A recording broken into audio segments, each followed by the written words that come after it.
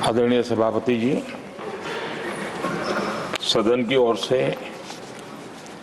मेरी तरफ से मैं श्रीमान हरिवंश जी को बहुत बहुत बधाई देता हूं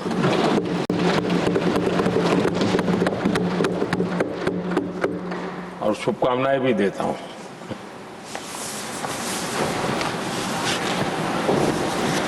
राज्यसभा उपसभापति के रूप में लगातार तीसरी बार निर्वाचित होना ये अपने आप में इस सदन का आपके प्रति जो गहरा विश्वास है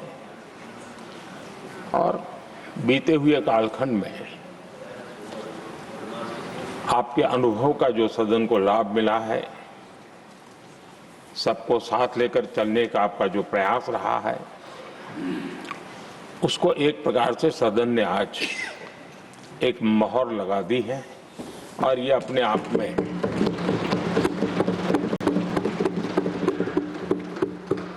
ये एक अनुभव का सम्मान है, एक सहज कार्यशैली का सम्मान है और एक सहज कार्यशैली की स्वीकृति भी है। हमने सबने हरिवंश जी के नेतृत्व में सदन की शक्ति को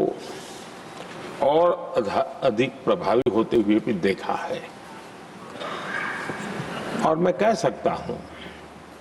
कि केवल सदन की कार्यवाही का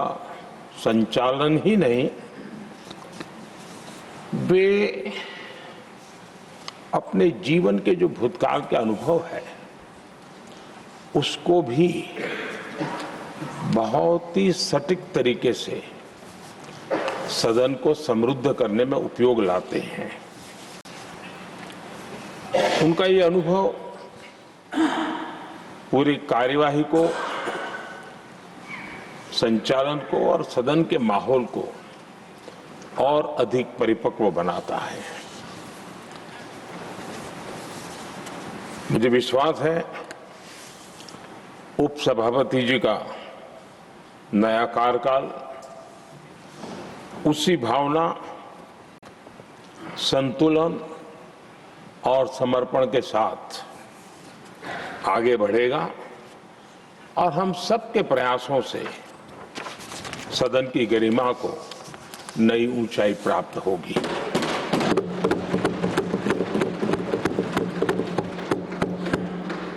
आदरणीय सभापति जी,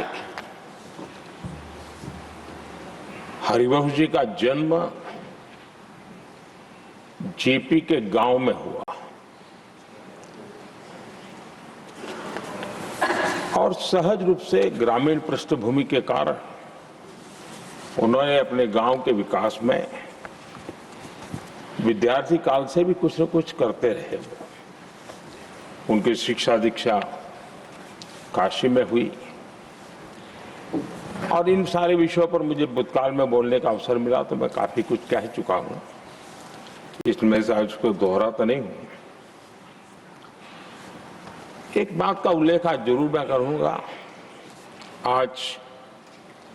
17 अप्रैल है और 17 अप्रैल 1927 हमारे पूर्व प्रधानमंत्री चंद्रशेखर जी की जन्म जयंती भी है।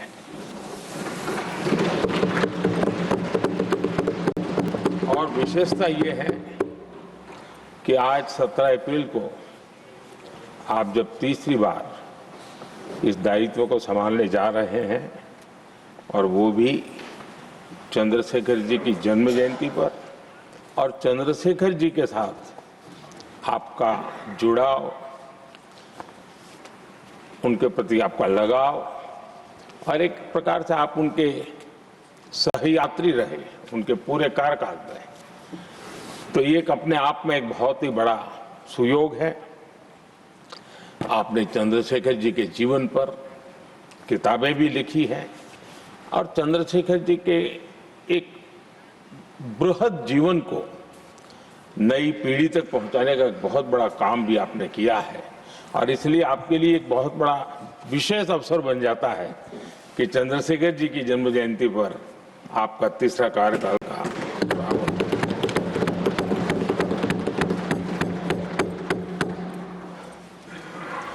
हरिवंश जी का सार्वजनिक जीवन केवल संसदीय कामों तक सीमित नहीं रहा है। पत्रकारिता के उच्च मानदंड आज भी आदर्श के रूप में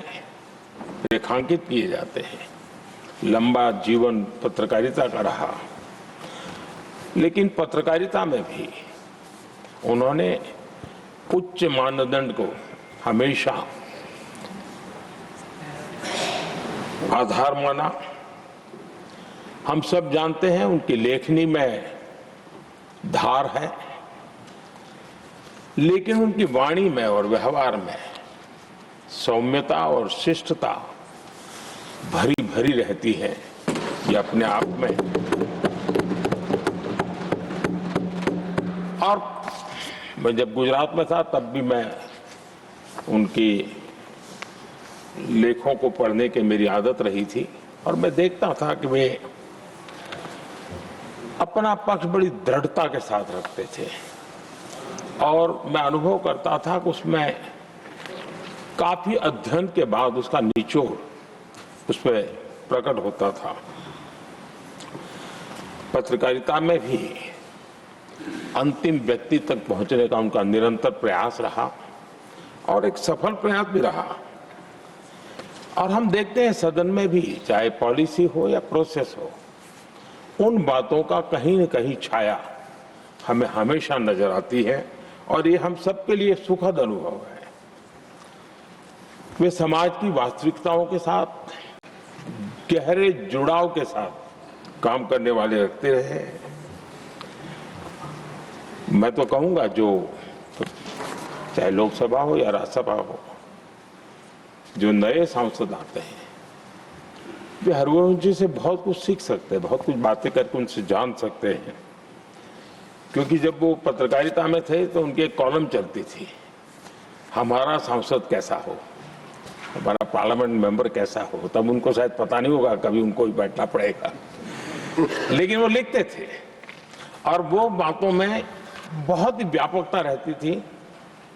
सदन की गरिमा और बैठने वाले सदस्य का दायित्व और उसके आचार विचार को लेकर भी बहुत गहरा उनका अध्ययन रहता था और उन बातों का उपयोग आज हमारे सदन के साथी उनके साथ बैठ करके बहुत कुछ जान सकते हैं, सीख सकते हैं। समय की पाबंदी, एक डिसिप्लिन लाइफ में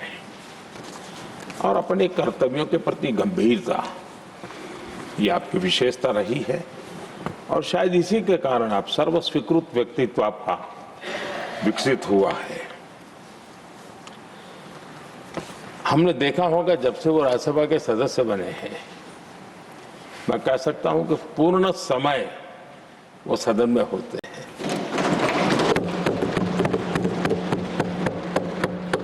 सभापति जी की अनुपस्थिति में सदन को संभालने का काम तो करते ही हैं, लेकिन बाकी समय भी यहाँ कमेटी का कोई भी व्यक्ति बैठा हो तो भी वे सदन में हमेशा अपनी मौजूदगी रहती है। हर बात को सुनते हैं, उस समय सदन का जो संचालन करते हैं उनके कार्य को भी देखते हैं और ये इसके पीछे उनको अपना जो दायित्व है उसके प्रति उनकी जो प्रतिबद्धता है उसके कारण ये संभव होता है और ये हम सब के लिए सीखने जैसा है। और मैंने देखा है कि वो पूरा समय इन चीजों के लिए वो खपा देते हैं। आदरणीय सभापति जी, उपसभापति के तौर पर सदन को कैसे चलाया, सदन में सदस्य के तौर पर क्या योगदान दिया, इस बारे में हम स्वाभाविक रूप से एक सकारात्मक चर्चा करते रहते हैं,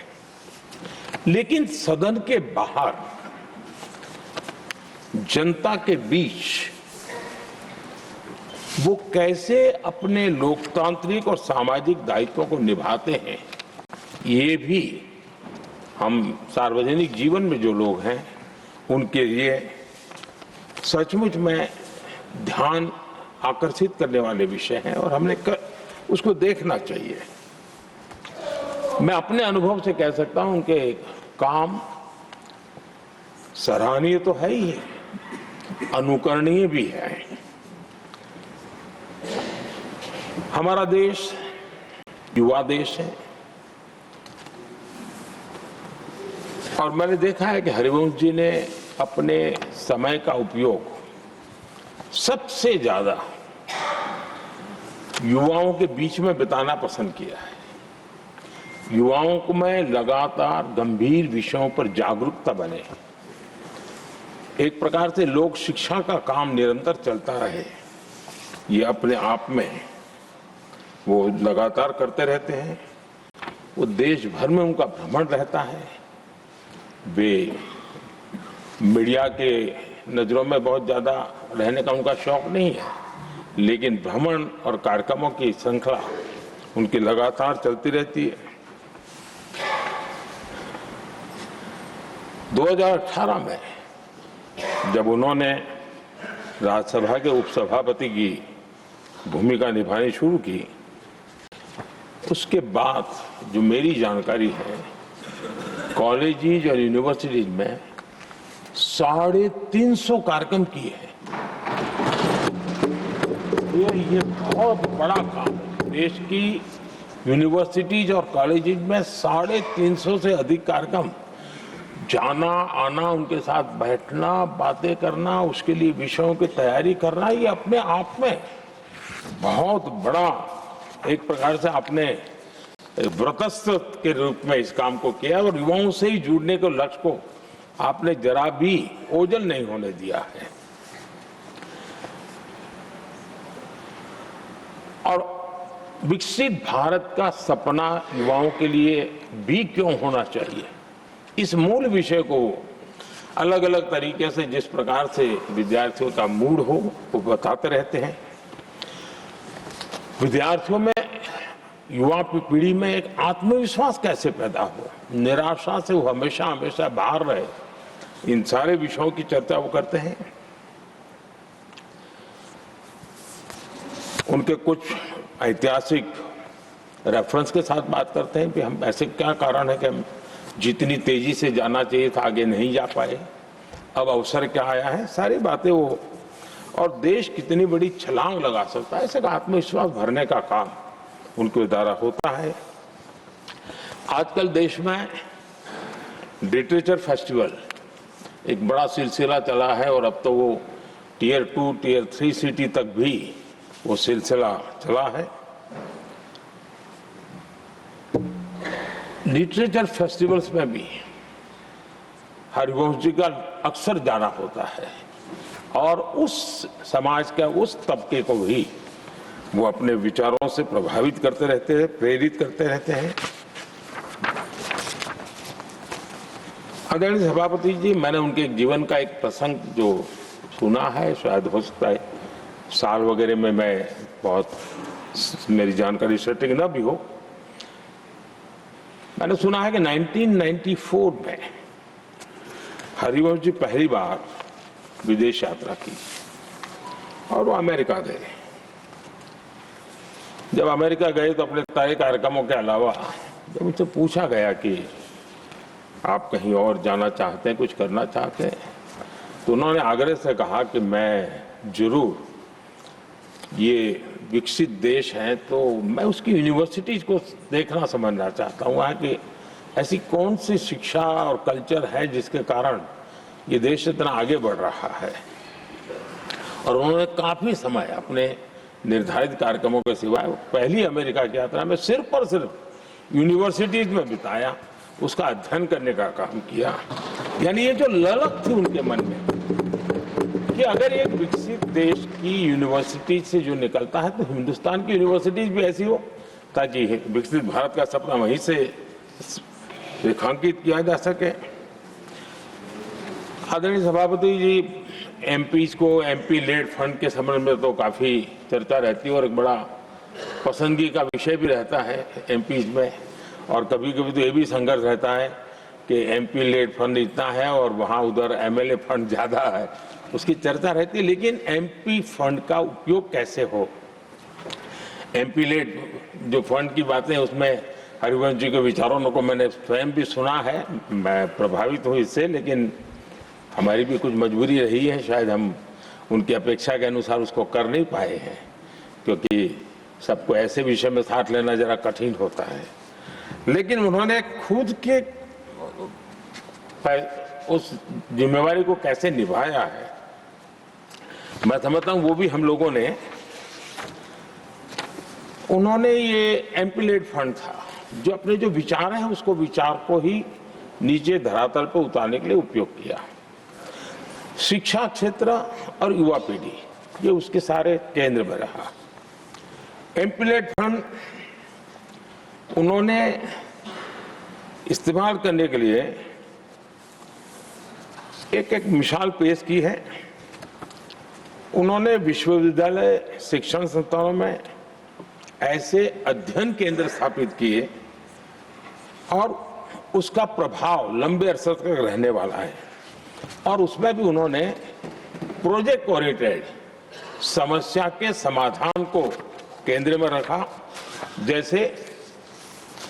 लुप्त होती जा रही भारतीय भाषाओं, उनके संरक्षण के लिए उन्होंने आईआईटी पटना में एक अध्ययन केंद्र के लिए एमपी लेड फंड का उपयोग किया, तो उस काम को वो लगातार वहां हो रहा है। एक और उन्होंने काम लिया, जो बिहार में कुछ क्षेत्र है जहां भयावह भूकंप की घटनाएं घटती रहती है, नेपाल में भी छोटा सा भूकंप आ जाए तो भी इस क्षेत्र को प्रभावित करता है। इस काम को ध्यान में रखते हुए उन्होंने एमपी लेड फंड से सेंटर फॉर अर्थक्वेक इंजीनियरिंग के रूप में एक स्टडी सेंटर रिसर्च के लिए खुलवाया है, यानी वो स्टडी का काम करना, रिसर्च करना, उस पर लगातार काम कर रहा है। हम जानते हैं कि जैसा मैंने कहा, जयप्रकाश जी का गांव सिताब दियारा, हरिवंश जी वहीं है, और वहाँ गंगा और घाघरा दो नदी के बीच में एक गांव है, तो हमेशा ही जल के कारण जो कटाव की समस्या रहती है वो गांव परेशान रहता है, और नदी धारा भी बदलती रहती है तो विनाश भी बहुत होता रहता है। उसको भी ध्यान में रखते हुए उन्होंने एमपी लेड फंड से इसके वैज्ञानिक अध्ययन के लिए उन्होंने पटना की आर्यभट्ट नॉलेज यूनिवर्सिटी में एक नदी अध्ययन केंद्र खुलवाया है।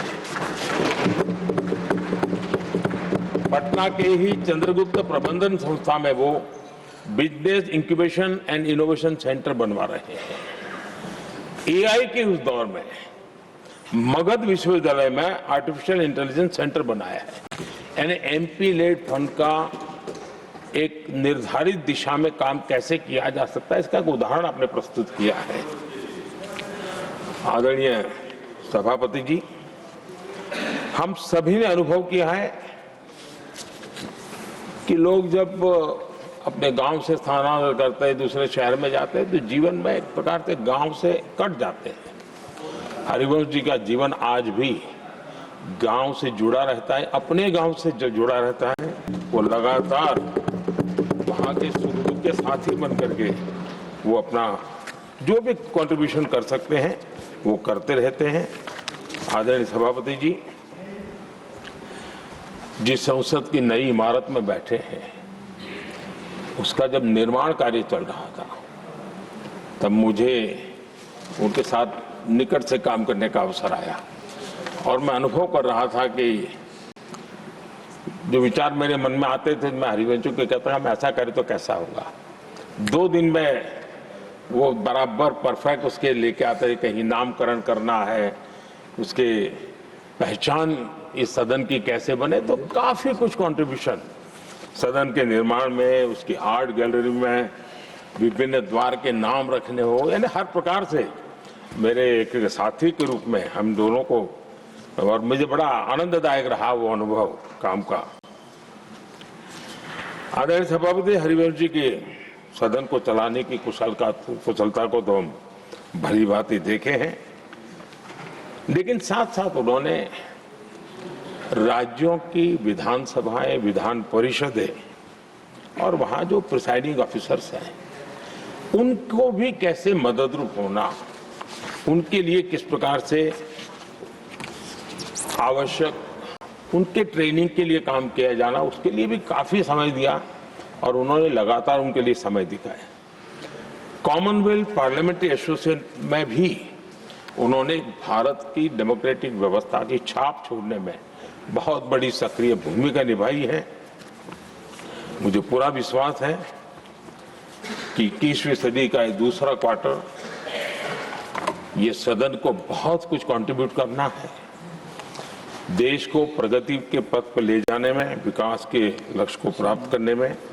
मुझे विश्वास है कि सदन के द्वारा बहुत कुछ होगा और उसके कारण पीठाधीश सबका दायित्व बहुत बड़ा होता है। हम सबका बड़े विश्वास से मैं कह सकता हूं कि सभी साथी आप जो चाहते होंगे उसको पूरा करने के लिए सहयोग करते रहेंगे और आपके काम को कठिनाइयों में न परिवर्तित करें, इसके लिए ताकि आप ज्यादा आउटकम दे सकते हैं। और मुझे विश्वास है सब लोग इसको करेंगे। और मैंने पहले भी कहा था कि हरि कृपा पर है सब कुछ और हरि तो यहाँ के भी है, हरि वहाँ के भी है और हरि यहीं बैठेंगे,